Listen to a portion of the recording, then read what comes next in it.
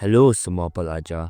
Dalam video ini, kita akan belajar tentang second half of sejarah tingkatan 4, bab 2, kebangkitan nasionalisme, iaitu nasionalisme di negara kita.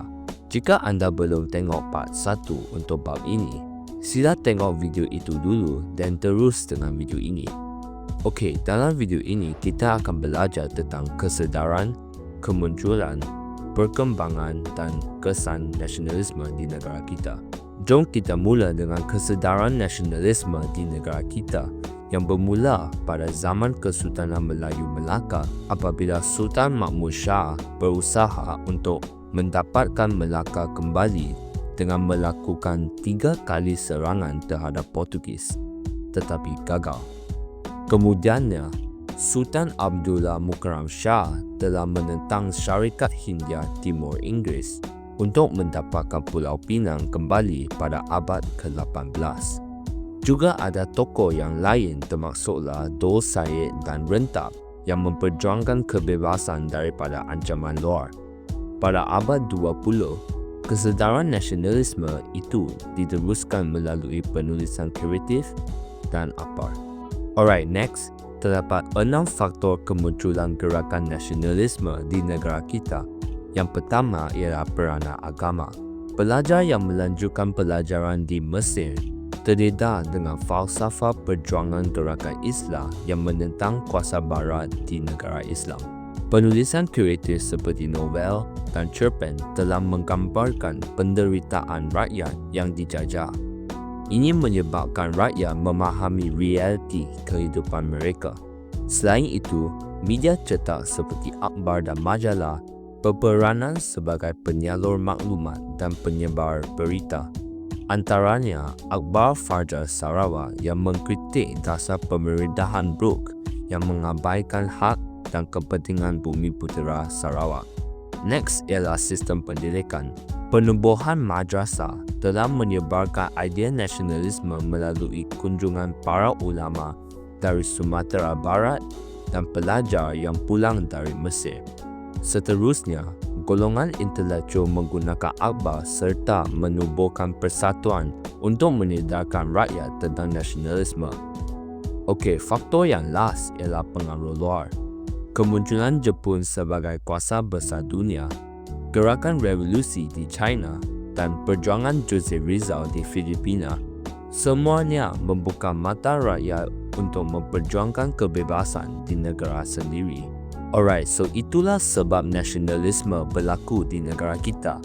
Now, kita akan belajar tentang perkembangan nasionalisme di negara kita yang boleh dibahagikan kepada 3 aspek, iaitu perjuangan golongan intelektual, penulisan dan persatuan.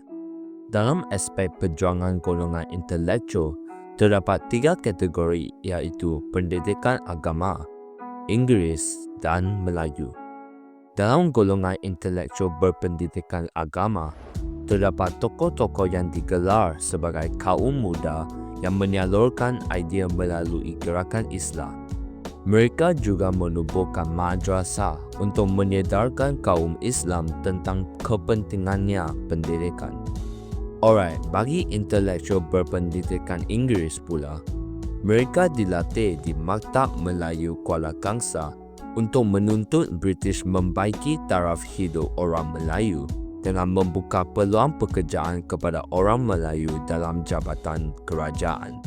Okey, untuk intelektual berpendidikan Melayu, mereka dilahir di Maktab Perguruan Sultan Idris yang menitik berat subjek sejarah dan pendirian Empayar Melayu di alam Melayu supaya dapat melahirkan bakat baru dalam usaha membangkitkan nasionalisme. Alright, next untuk aspek perjuangan melalui penulisan. Dalam aspek ini, kita akan bincangkan akhbar dan majalah, akhbar masyarakat Cina dan India dan juga karya kreatif. Pada zaman dahulu, maklumat disebarkan melalui akhbar dan majalah. So, terdapat banyak akhbar dan majalah seperti Utusan Melayu, Warta Melayu dan Majlis yang mengetengahkan isu hak bangsa, pentadbiran, pendidikan dan politik. Next, Masyarakat Cina juga mempunyai akhbar sendiri, termasuklah Lapao dan Modern Daily News, yang menyemai perasaan cinta akan negara China. Akhbar Nanyang Xiangpao pula memperjuangkan soal kesatuan sekerja dan keadilan sosio-ekonomi bagi masyarakat kelas bawahan.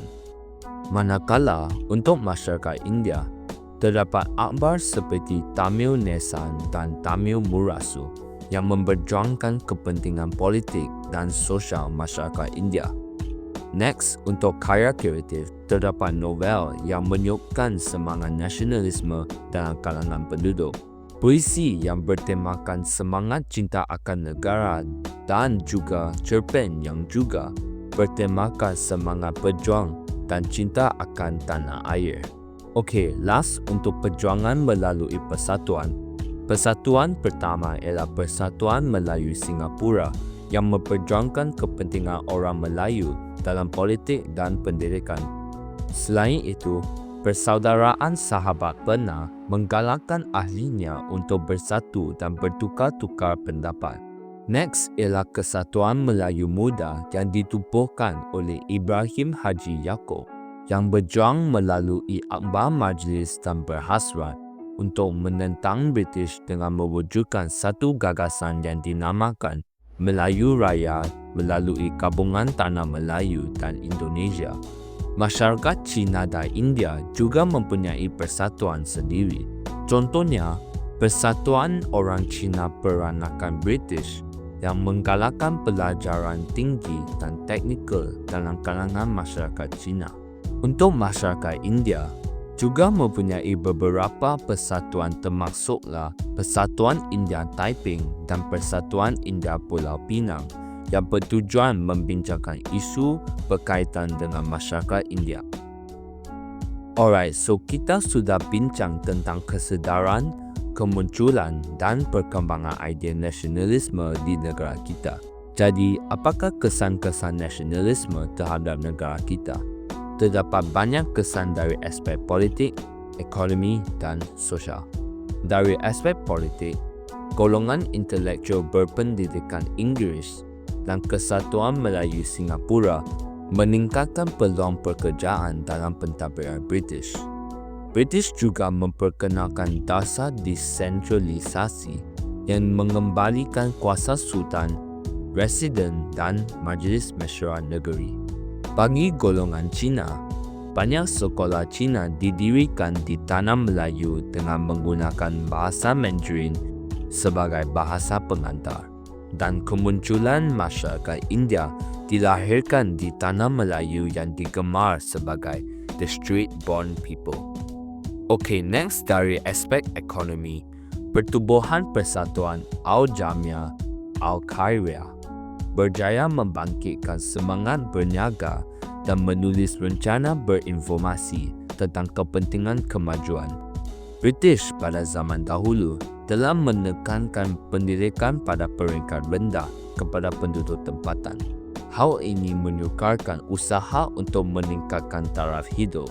Oleh itu, Sabah menyedarkan guru pelatih akan pentingnya pendidikan tinggi dan kurikulum bahasa Inggeris. Alright, dari aspek sosial pula, media dan persatuan meningkatkan kesedaran pendidikan dalam kalangan Melayu dengan graduan SITC dan guru wanita seperti Ibu Zain yang memperjuangkan pendidikan wanita.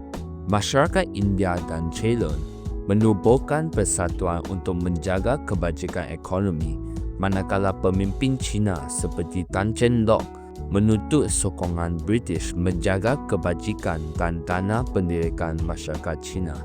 Alright, so itu saja untuk bab 2 ini, dan jika video ini membantu, jangan lupa sokong channel saya dengan subscribing. Sejarah senang je.